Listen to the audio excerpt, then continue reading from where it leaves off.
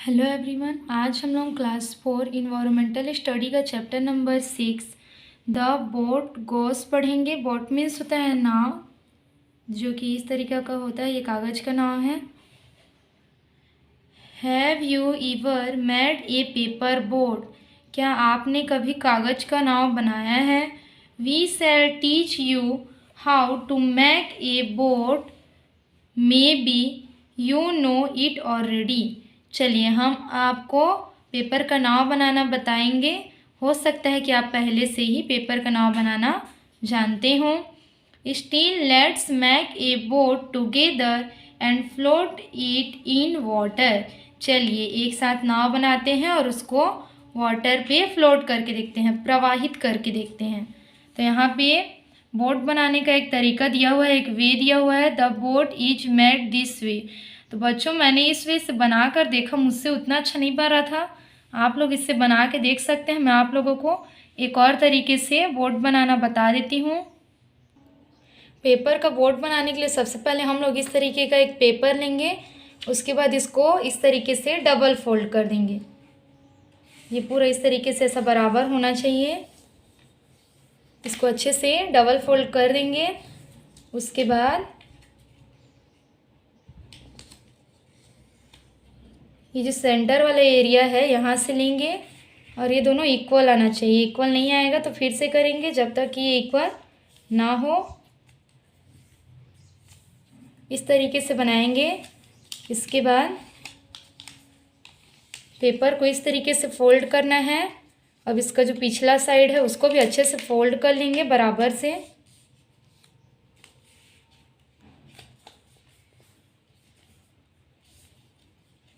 उसके बाद इसको, ये वाला जो साइड है इसको यहाँ इस तरीके से अंदर डालेंगे और फोल्ड कर देंगे।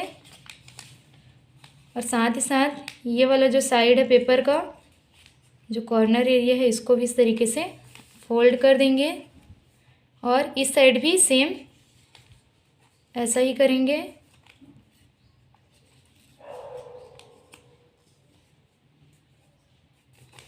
इस तरीके से हमने फोल्ड किया। अब हम लोग जो इसका अंडर वाला एरिया है इसको इस तरीके से पकड़ेंगे और इसको यहाँ से ऐसा दबा देंगे। और ये दोनों एरिया है, ये वाला अच्छे से नहीं बना था, इस कारण ऐसा हो रहा है। इसको एक बार फिर से ठीक कर लेते हैं। अब इसको ऐसा करेंगे।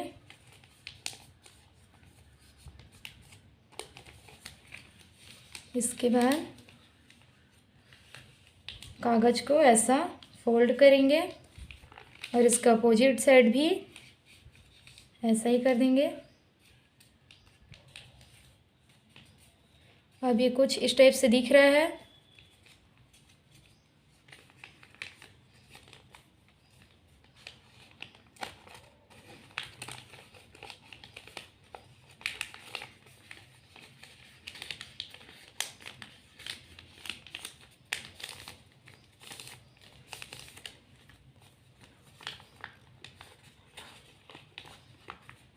अब हमारा बोर्ड बन करके रेडी है। तो आप लोग चाहें तो इस तरीके से बोर्ड बना सकते हैं और चाहें तो बुक में जैसा बताया हुआ है उस तरीके से भी बना सकते हैं।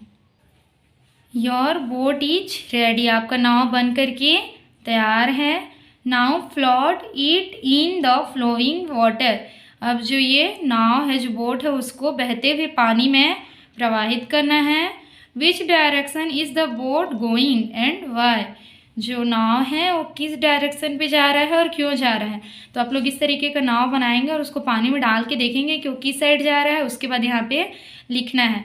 तो अधिकतर जो नाव होता है वो किस साइड जाता है, जिस साइड हवा चलते रहती है उसी साइड वो जाता है। तो उसको लिखना है यहाँ पे। Why does the boat not move in still water? जो नाव होता है वो ठहरे हुए जल में क्यों नहीं प्रवाहित होता? इसलिए क्योंकि वहाँ पे हवा नहीं चलती है, मतलब हवा का जो बहाव होता है वो तेज नहीं होता। How can you move the boat in the still water? आप ठहरे हुए पानी में किस तरीके से बोट को चला सकते हैं? तो उसके लिए हमको पतवार की ज़रूरत होती है, ठीक है, एक स्टिक की ज़रूरत होती है। दुलारी साव ए बोट। दुलारी ने एक नाव देखा। Once Dulari went to Jagdalpur with her family. एक बार दुलारी अपने परिवार वालों के साथ जगदलपुर गई। Dulari's uncle lives at Jagdalpur. Dulari के जो अंकल थे वो जगदलपुर में रहते थे। She went to the bank of a river. वे कहाँ गए? एक नदी के किनारे पर गए, दुलारी और उसके जो फैमिली वाले थे। It's name was Indravati. और उस नदी का नाम क्या था? उस रिवर का नेम था इंद्रावती। दुलारी saw that a number of people were living bath in the river। दुलारी ने देखा कि बहुत सारे प्यूपल जो थे, जो व्यक्ति थे, वो नदी के किनारे में नहा रहे थे। A boat was also sailing in it and the people were moving from one bank of river to the other. और नाव में बहुत सारे जो व्यक्ति थे, जो प्यूपल्स थे, वो नदी के एक किनारे से दूसरे किनारे में आ जा रहे थे। Dulari had made a paper boat earlier. और जो पहले दुलारी ने पेपर से बोट बना रखा था, मतलब पहले वो बनाती थी, ठीक है, बचपन में बनाई थी। But she saw a real boat for the first time. लेकिन उसने एक रियल बोट फर्स्ट टाइम देखा था। Dulari asked her uncle from where this people were coming by boat. Dulari ने अपने अंकल से पूछा कि ये जो व्यक्ति आ रहे हैं नाव में, ये सब कहाँ से आ रहे हैं। हर uncle told pointing out with his finger that they were coming from A village called Dongargarh. Sorry, यहाँ पे मैंने डोंगरगढ़ कह दिया, ये है डोंगाघाट, ठीक है। उसके अंकल ने, दुलारी के जो अंकल थे, उन्होंने बताया, अपनी उंगली से इशारा करते हुए बताया कि ये जो लोग आ रहे हैं वो नदी के दूसरे किनारे जहाँ पे डोंगा घाट है वहाँ से आ रहे हैं। Dulari also expressed her desire to travel in the boat. और दुलारी जो थी उसने अपने एक्सप्रेशन को बताते हुए कहा कि मैं भी बोट में ट्रेवल करना चाहती हूँ, मतलब बोट में घूमना चाहती हूँ। Dulari got seated with his uncle on the boat. और दुलारी अपने अंकल के साथ बोट की सीट पे बैठ जाती है। Dulari was watching carefully how the boat was moving. Dulari बहुत ही ध्यान से देख रही थी जो नाव है वो किस तरीके से मूव करता है, किस तरीके से चलता है। Did the boat exist earlier also. और वो ये भी सोच रही थी, मतलब वो क्या देख रही थी, ये सोच रही थी कि जो पुराने ज़माने में नाव थे वो भी किस तरीके से चलते थे। What kind of boat would it have been. और किस तरीके के नाव होते थे। Come let's try to find out the answer to this question. चलिए इस प्रश्न का उत्तर खोजते हैं। द ईयरली बोट, पुराने समय के नाव। Let's look at the pictures given below and find out how the people used to cross the rivers and streams. इस पिक्चर को देखिए और खोजकर बताइए कि जो पुराने ज़माने के व्यक्ति थे वो किस तरीके से नदी या किसी नदी को पार करते थे या नाले को। In picture first 2 persons are crossing a stream. This was a way to cross it.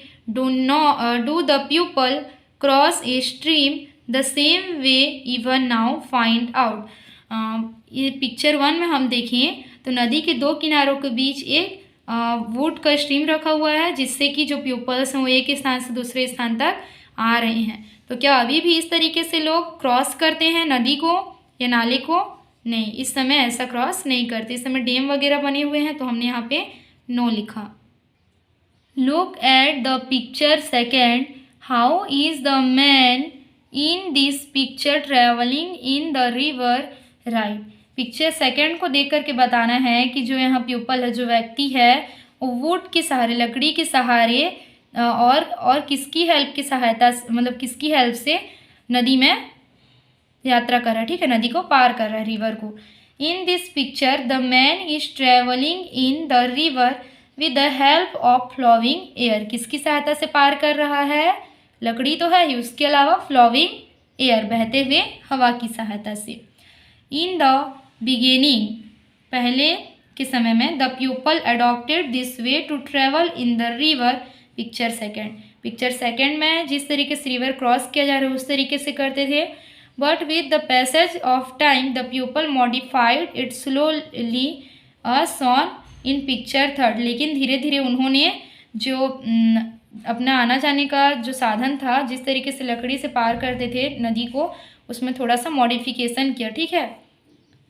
After some time, कुछ समय बाद, how did the people travel in the river, look at picture 3 and tell. किस तरीके से जो people थे वो एक स्थान से दूसरे स्थान जाते थे, पिक्चर 3 को देख करके बताना है। तो पहले ज़माने के जो पीपल थे क्या करते थे, ऐसा जो वुड था उसकी सहायता से और एयर की हेल्प से एक स्थान से दूसरे स्थान जाते थे।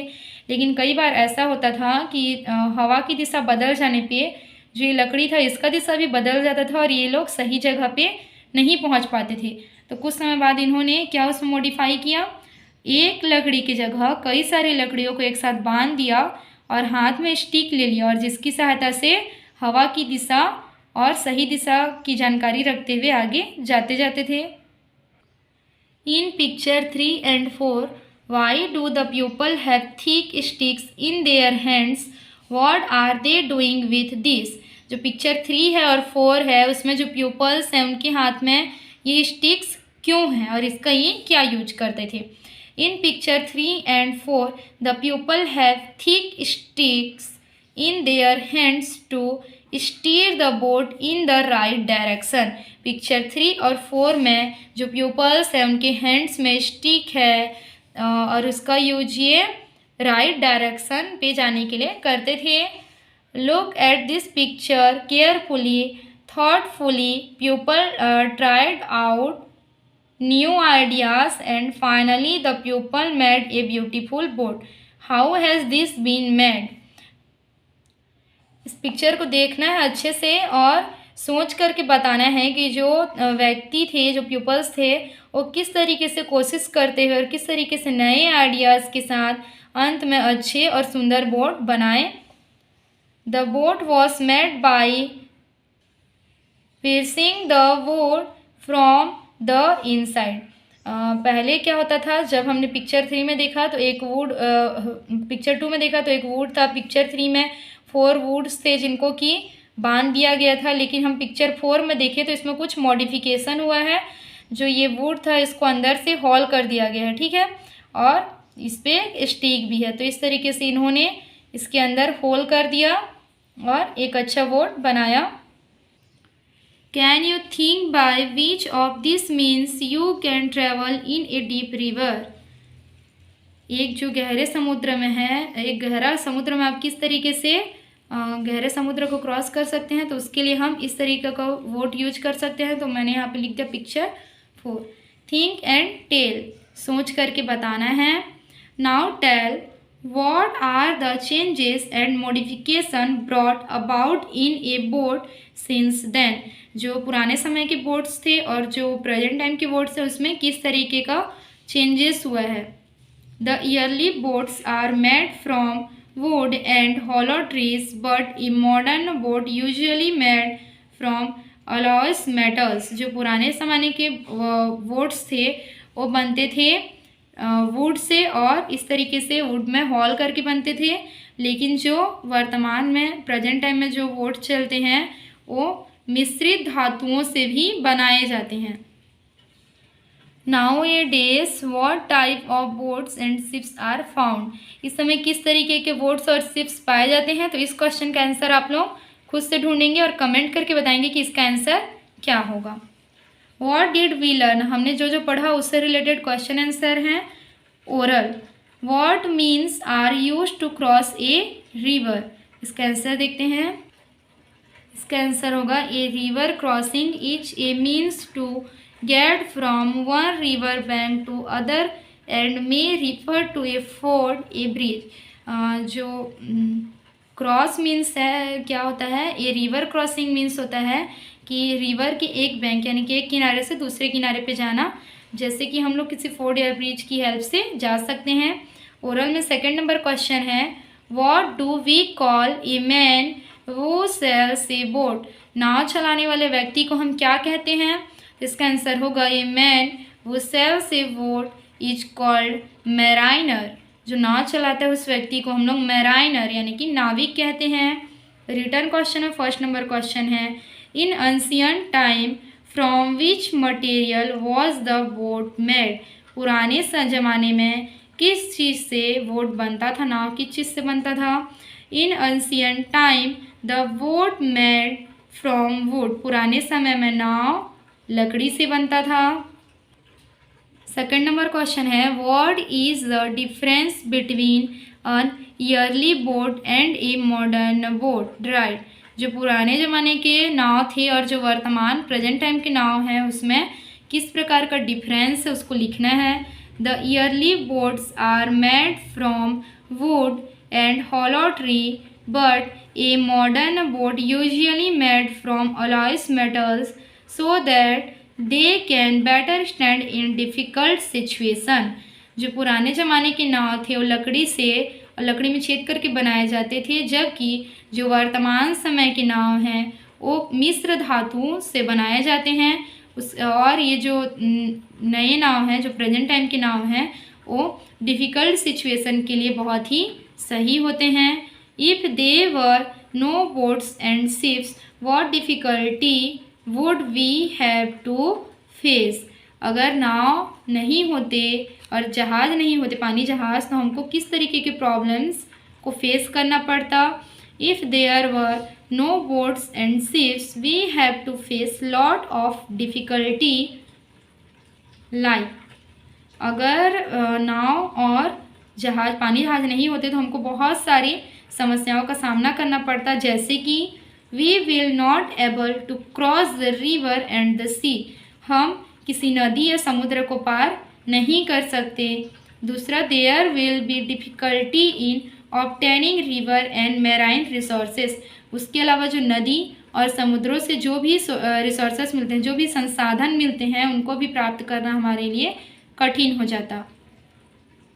आप लोगों को वीडियो कैसी लगी कमेंट करके बताइएगा, और अगर इस वीडियो से रिलेटेड कोई कन्फ्यूजन हो तो आप लोग कमेंट करके पूछ सकते हैं। वीडियो अच्छी लगी हो तो लाइक शेयर और सब्सक्राइब कर दें। Thank you.